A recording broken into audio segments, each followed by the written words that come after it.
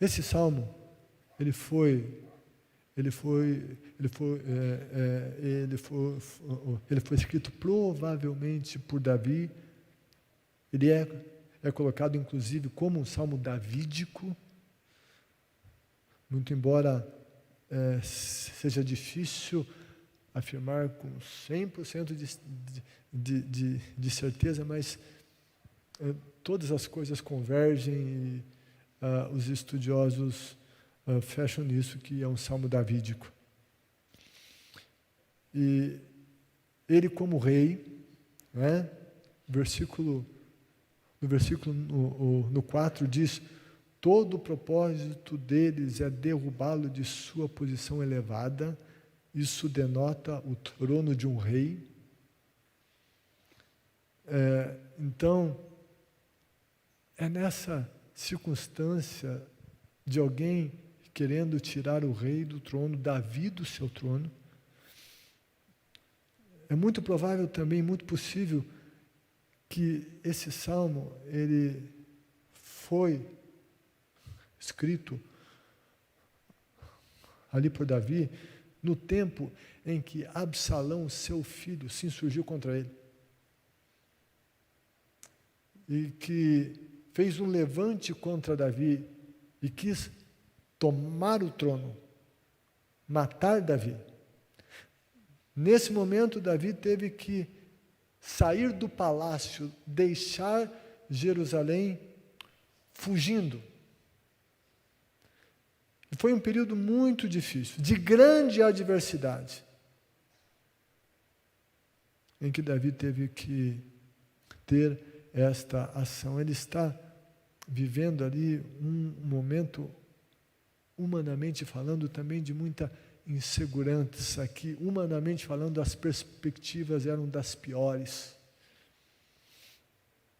E nesse tempo, há uma revelação do salmista da sua fragilidade.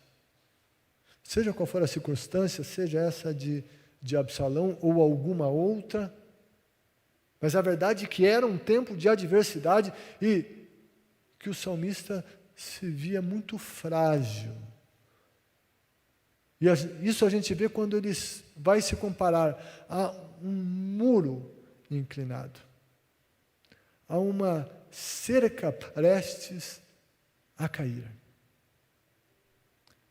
Naquela situação adversa, então, ele responde, mesmo diante da adversidade, da fragilidade, a palavra de Deus coloca como ele respondeu ao tempo da adversidade. E a palavra de Deus registra isso tudo para que nós aprendamos como também responder a tempos de adversidade e de fragilidade. O mundo, todos nós, estamos vivendo um tempo de adversidade. Um tempo em que nós percebemos quão frágeis somos. Ninguém pode se garantir. Fazemos o nosso melhor e precisamos fazê-lo. Tomar todas as precauções e fazer tudo que está ao nosso alcance.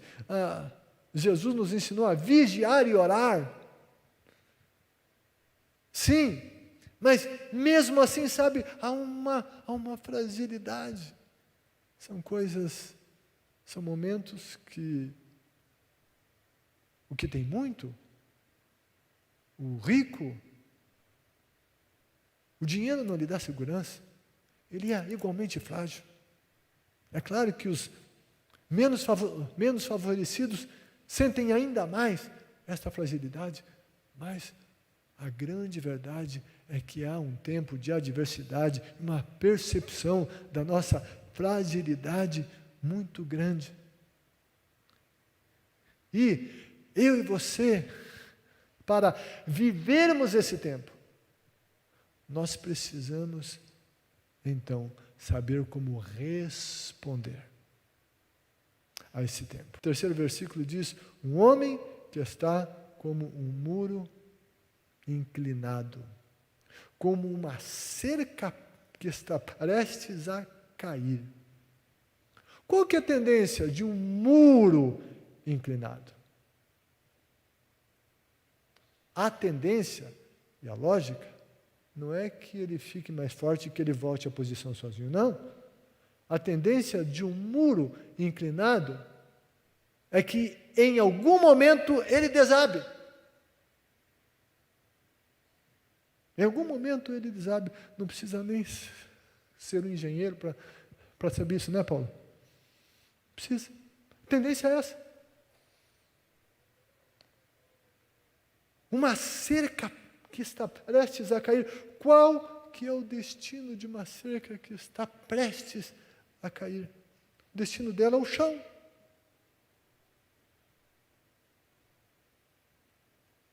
E é isso que o salmista está comunicando. Se considerarmos e pensarmos na situação que Davi vivenciou com a conspiração do seu filho Absalão, quando nós lemos a história, nós percebemos que tudo estava contra Davi. Tudo indicava que Absalão iria destruir Davi. Absalão já tinha se apossado do palácio.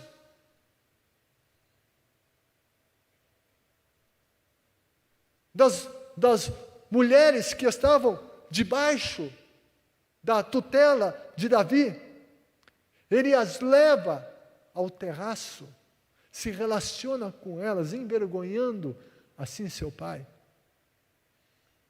Ele já está em Jerusalém, ele tem um exército, e Davi está fugindo. O que tudo indicava é que o Absalão conseguiria derrotar Davi, e Davi seria retirado da sua posição elevada do seu reinado. Ele estava debaixo de ameaça. Davi está fugindo. Ele está fora de Jerusalém, fugindo de seu filho. Em uma adversidade muito grande. Nessa fuga de Davi, enquanto ele fugia, vem um homem chamado Simei, da família de Saul, um benjamita. E então, ele vem e começa a chamar Davi de sanguinário, começa a apedrejá-lo. E todo esse comportamento de Davi, nesse período, nos revela algumas coisas. Como ele estava respondendo àquela adversidade. Eu não estou dizendo que ele respondeu corretamente em todos os momentos, mas uma coisa que fica muito nítida nesse momento é que Davi estava quebrantado e buscando ouvir Deus no tempo da adversidade. Quando ele está dizendo aqui, em meio à adversidade, ele é a rocha que me salva, minha torre alta, não serei abalado. Ele não está fazendo uso de confissão positiva. Ele não está querendo estimular o poder da mente para mudar a situação. Não. Não é ele, não é a cabeça dele, não é ele que ia resolver. Ele fala aqui de dependência de Deus.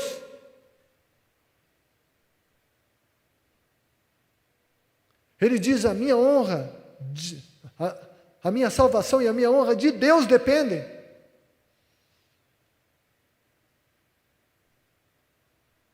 Em meio às adversidades, ele proferia palavras corretas à sua própria alma. Palavras que falavam de verdades eternas. Falavam de Deus. Falavam que a alma dele alcançaria descanso em Deus em meio àquela tribulação. Em meio ao chão tremendo, a uma estrutura que era segura e que agora está se abalando. Ele diz: ele é a rocha que me salva. Eu estou com os meus pés sobre a rocha. Salmo 46, o salmista diz: Deus é o meu refúgio, a minha fortaleza, socorro bem presente na hora da angústia, pelo que não temerei. Ainda que os montes se abalem pela sua braveza, ainda que as águas rujam e se perturbem, há um rio cujas correntes alegam a cidade de Deus, o santuário das moradas do Altíssimo, e lá também há uma condução no tempo de adversidade para estar no Senhor, no monte do Senhor, recebendo das águas do Senhor. E aqui ele está falando com a sua própria alma, ele não está simplesmente ouvindo a alma, e é muito complicado e é alto risco quando a gente só fica ouvindo o grito da alma. Vê uma coisa, ouve uma coisa, a gente começa a ficar apavorado. Ah, porque isso, aquilo, eu estou com vontade disso, eu me sinto assim. Ok, eu não estou negando a realidade dos sentimentos e dos gritos da alma. No entanto, nós precisamos alinhar a nossa alma de acordo com a palavra de Deus, e não é só ficar ouvindo a alma, nós temos que falar a nossa alma e alinhá-la com os propósitos de Deus. Dizer a ela mesma, nós temos que dizer a nós mesmos e afirmar a nós mesmos as verdades eternas e as verdades divinas. A palavra de Deus é que julga os nossos pensamentos e o nosso coração. Isso tudo fala de alma. A palavra de Deus faz divisão, aqui está escrito, entre alma e espírito. Espírito é o homem interior onde Deus fala, onde o Espírito de Deus fala. E daí tem a alma, com a sua voz, com seus gritos, com seus achismos. Mas quando tem palavra de Deus que fala o Espírito, ela dá discernimento, como está a nossa alma também, ela faz a divisão dessas coisas. Ela nos dá discernimento. E se essa palavra estiver em nós e nós estivermos falando a nossa alma acerca destas verdades, nós iremos responder aos tempos de adversidade de uma maneira diferenciada. Nós poderemos dizer: descanse somente em Deus, ó minha alma. Quando nós estamos nele, podemos descansar nele.